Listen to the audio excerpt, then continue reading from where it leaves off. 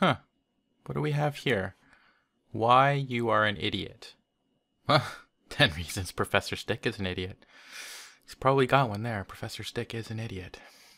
What else do we have here? Flat Earth, no rent.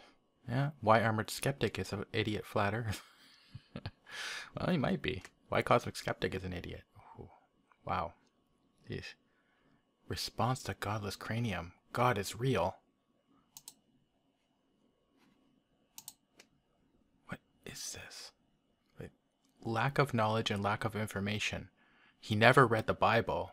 He doesn't not take it for what it says. Oh man. Here we go.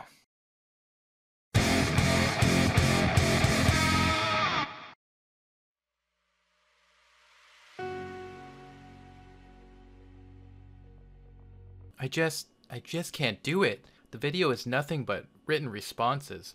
None of my subs wants to sit there and read through all of the responses. Hey, you can't let that stop you. God bless Cranium. I don't remember asking you. Yeah, I know, but I can't let you make this mistake, and guess what? The invisible, lazy-eyed pink dragon agrees with me. That can't be true. She's far too busy eating up the latest gods. You know, like consumerism and self-made gods. And I heard she had a real tussle with Allah. Apparently, he's much tougher than he looks. Move, bitch. Get out the way. Get out the way. Get out the way. Move. It's true. Time for you to face your critics, Godless One. Fine, but I'm not going to make my audience read through an entire video. You know what you have to do, God bless. Why do I always get stuck doing the dirty work? Fine. I'll read the subtitles for you. 12 seconds later. Alright, so thanks for the question, Scott. So the first thing I want to point out is that I don't use examples such as the Great Flood and the supposed genocide that resulted as an example because I want to hold God to my version of morality or ethics. I use these stories because they contradict the supposed objective morality that God himself supposedly set out. In other words, this God has said that murder is bad or objectively wrong, yet it can subjectively break its own rules, thus destroying the ethical standards it supposedly set out as morally correct. Sounds solid to me. I'll stand by those words. Let's look at what God said before the flood and why he did what he did. There were giants in the earth in those days, and also after that when the angels came into the daughters of men and they bare children to them. And let's just say there was no consent. So there should be evidence of this, right? Let's take a look.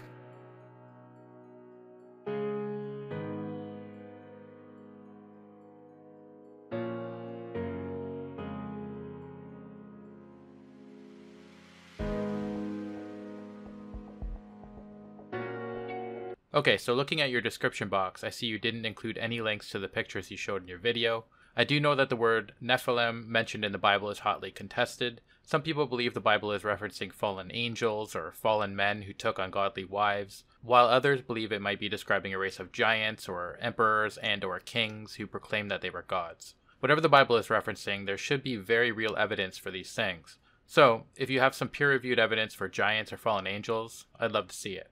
Without it, I hope you'll forgive my skepticism. However, I don't see how any of this refutes the idea that God would have violated his own objective morality by drowning pretty much every living creature on Earth. So do go on. Third, why would causing any sort of suffering be necessary for this clean start you mentioned? Let's dig deeper.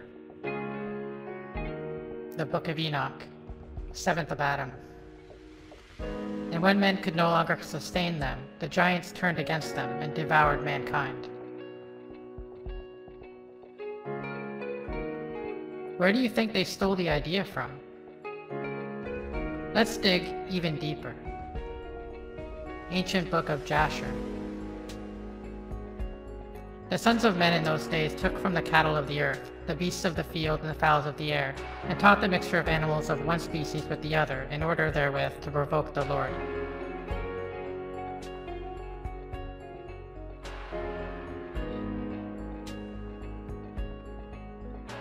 So let's recap.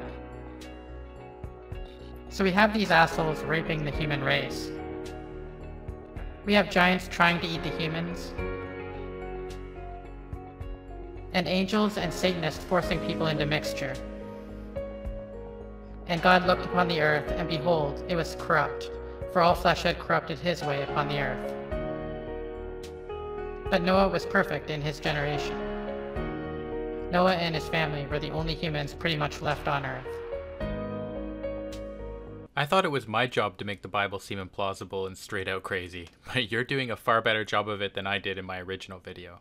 I'm thinking I might have to hire you with some of my atheist mafia money. I'm gonna make him an offer he can't refuse.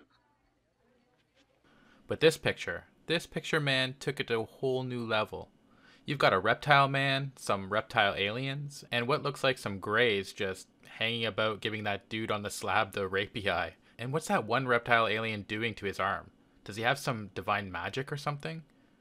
But I get you. Your point is all kinds of crazy crap was going down, so what's it got to do, right? What do you mean, biblical? What he means is Old Testament, Mr. Yes. Mayor. Real wrath of God type stuff. Exactly. Fire and brimstone coming down from the skies. Rivers and seas boiling. 40 years of darkness, earthquakes, volcanoes. The dead rising from the grave. Human sacrifice, dogs and cats living together, mass hysteria. So yes, the stories you mentioned show that the God described in the Bible violates its own rules of morality, which means that by its own standards it can't be considered all good. It causes pain when it could avoid it, and I see no reason why causing unnecessary pain in what might be considered the short term, even for long-term gains, in any way mitigates or excuses the harm caused. So let me ask some questions. Is it morally wrong for casting the angels to hell for raping the humans? For God did not spare the angels that sinned, but cast them down to hell unto judgment. Is it wrong for God to get rid of the Nephilim since they are eating the human race? Is it wrong for God to judge the humans that broke into people's houses, took their families by force in order to experiment on them? So is God immoral for flooding the earth? Just take the Bible literally for what it says. None of what you said refuted what I said. If it is objectively wrong to kill, then God would have been guilty of that crime. All of humanity was drowned except a few. That would have included children, babies, and just regular people struggling to survive under conditions your God would have set up in the first place, with advanced knowledge of what was going to happen. Your God could have chosen to not create these angels and demons and reptoids, but it supposedly didn't. Your God could have just blinked everyone out of existence, but instead chose to inflict vast amounts of suffering on them before they died.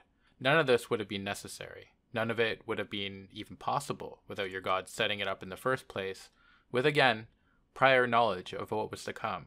So if you're going to take that story literally, the story does nothing but make your God seem incompetent, malevolent, or just plain stupid. Literally taken, nothing about that story makes sense to me. Even as an allegory, I see no use to that story. I mean, genocide by killing off everyone, including small children, babies, and even just animal life in general, doesn't, in my mind at least, make a good allegory for anything. It's just a sick story. Done. But seriously, there are much better books out there. Pick a few up and free your mind from this nonsense. Much more happiness lies in that direction. That's it for this video. Take care and cheers.